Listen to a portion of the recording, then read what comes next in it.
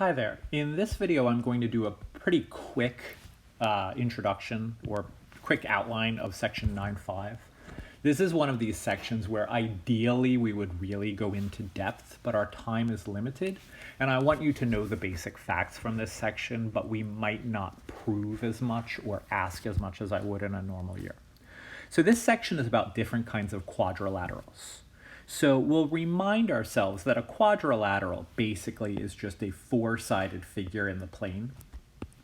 And there's a really technical definition, but I think we all understand what a quadrilateral is. It has four vertices, four angles, four sides, etc. And we say that a quadrilateral is convex if no two of its vertices lie on opposite sides of a line containing a side of a quadrilateral. This is awkward. Another way of looking at this is to say that the interior is convex, is a convex set. You might remember that a convex set has no dimples. So for example, a quadrilateral like so is convex. If I think of the region inside this quadrilateral, it has no dimples. As I travel from one point to another inside the quadrilateral, I stay inside. In contrast, if I have something like so, something kind of chevron shaped, this is a quadrilateral, but it's not convex, because if I join 2 points in the interior, it's theoretically possible that I leave the interior as I connect them. The formal definition here, which gets to the same idea, it says a quadrilateral is convex if no two of its vertices lie on opposite sides of a line containing the side of the quadrilateral. What we'll notice here is if I draw in this line, which contains one of the sides, I do have vertices on opposite sides, so this one is not convex. I'm not thrilled with this definition. I think it's easier to just think, do the points in the interior form a convex set or not? Does this thing have dimples? If it has dimples or holes or indentations, it's not convex. All right, more definitions, although these should feel really straightforward. Two sides of a quadrilateral are opposite if they do not intersect. And I'm doing this really quickly. It's up to you how thorough your notes are. If a phrase like opposite absolutely makes sense to you, there's no reason to copy it down. But for example, segment AD and segment BC are opposite. They don't intersect, right? One's on the left, one's on the right, they're opposite. Angles are opposite if they do not have a side in common. So for example, angle A and angle C would be opposite. And then if things are not opposite, we call them consecutive. So for example, segment DC and segment CB, we would call consecutive sides of this quadrilateral. Angle A and angle B, we would call consecutive angles of this quadrilateral. So I think all of these vocabulary terms mean exactly what you think they should mean. And I'll remind you that a diagonal is a segment joining non-consecutive vertices. So that segment BD in purple, this segment AC in orange, those are diagonals. All right, now a definition, a parallelogram, and be careful, we're gonna say a lot of facts about parallelograms, but I want you to really know the definition. By definition, a parallelogram is a quadrilateral in which both pairs of opposite sides are parallel. That's the definition. We will learn a lot of other facts about parallelograms, but the definition is that it's a quadrilateral with two pairs of parallel sides. These opposite sides are parallel, and these opposite sides are parallel. Another definition, and I don't know why I have this crazy typo here, it's not a deficient, it's a definition, of the word trapezoid. A trapezoid is a quadrilateral in which one and only one pair of opposite sides are parallel. So for example, maybe I have something like so, where top and bottom are parallel, but left and right are not. Exactly one pair are parallel. The parallel sides are called the bases. So this is a base up here, this is a base down here.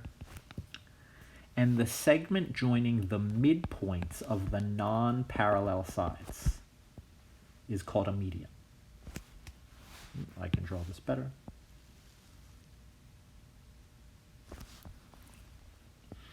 And right off the bat, you may have a suspicion as to what's true about this median as compared to the basis. We'll explain that later. Okay, so there are a lot of theorems about parallelograms in this section. I'm going to talk through all of them in this video, but only a few of them will I really go through the proof. Some of them we might do as examples or as practice problems or as homework. So let's look at this next theorem. Each diagonal separates a parallelogram into two congruent triangles. So I'll give you the gist of this. If quadrilateral ABCD is a parallelogram,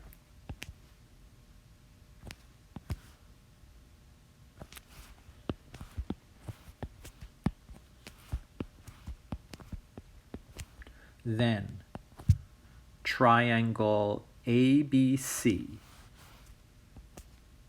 is congruent to triangle CDA. So I drew in just one of these diagonals. It would be true with the other diagonal. When I draw in this diagonal, these two triangles are congruent. And let me just walk you through the gist of this. Here's angle 1, here's angle 2. Angle 1 is congruent to angle 2 by PAI.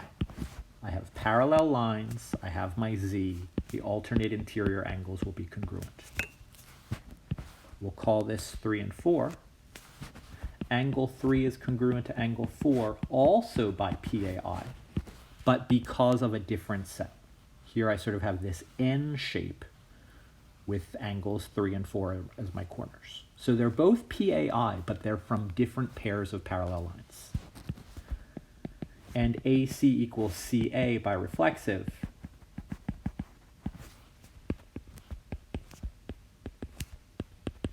so what we notice is we can use ASA.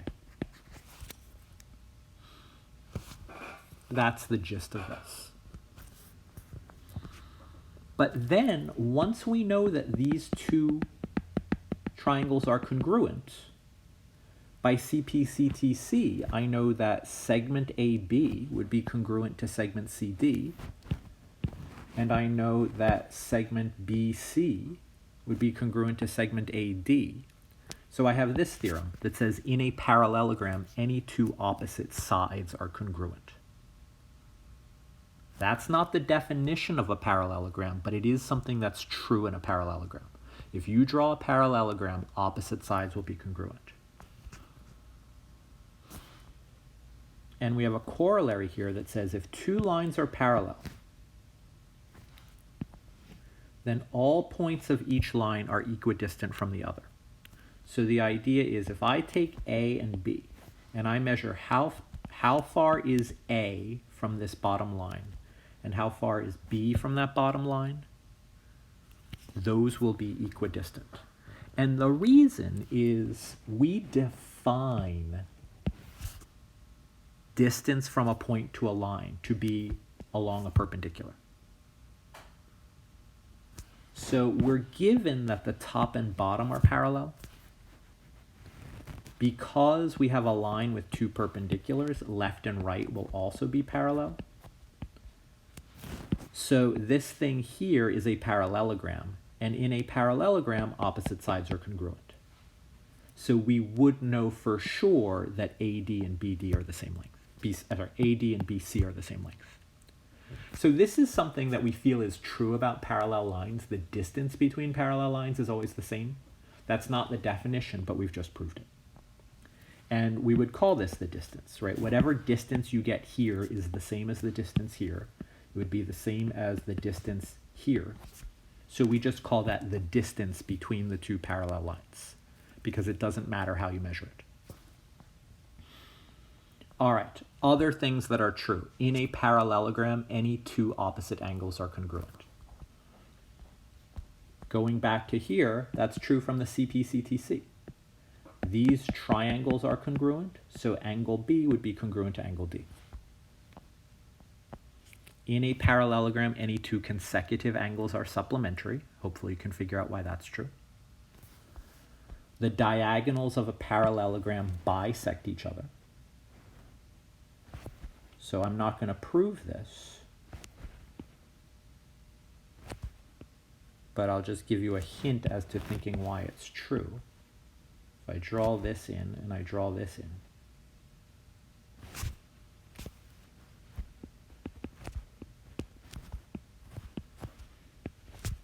the hint I'll give you is to think about triangle ABX and triangle CXD. If you can prove that those triangles are congruent, then you'll know that we have bisection here. So you can try to figure out the details later, perhaps, if I make this a problem. And we have a couple of theorems here that tell us when we know something is a parallelogram. So again, the definition of parallelogram is it has two pairs of parallel sides. So if I know a quadrilateral has two pairs of parallel sides, by definition it must be a parallelogram. But there are some other ways of knowing this. If I have a quadrilateral in which both pairs of opposite sides are congruent, so I'm given this, it turns out this must be a parallelogram. And sometimes I'll abbreviate parallelogram with the parallel symbol and then ogram. My hint for proving this would be to draw in a diagonal and use facts you know about congruent triangles, angles, and parallel lines.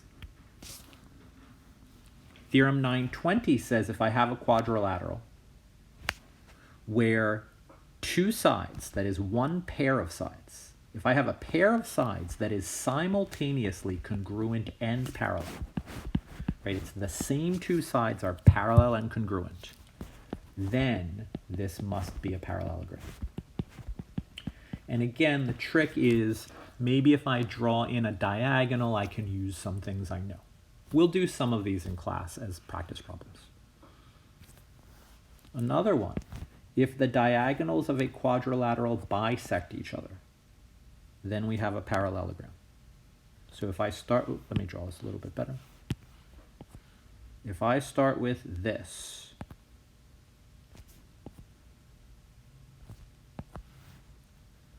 and I know that these are congruent and these are congruent, then this thing must be a parallelogram. And again, you see some triangles. Maybe if you can prove maybe if you can prove which triangles are congruent and use what you know about angles and parallel lines, you'll get there. Again, I'm just kind of planting some seeds to think about this stuff. You'll have time in class to work on several of these.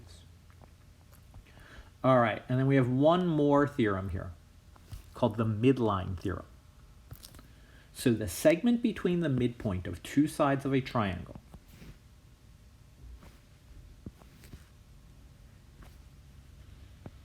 So I start with triangle ABC. Here's a midpoint. Here's a midpoint. This segment here is called a midline.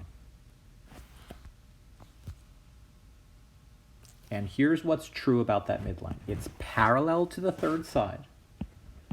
So segment MN is parallel to segment BC. And it's half as long. The distance from M to N is half the distance from B to C.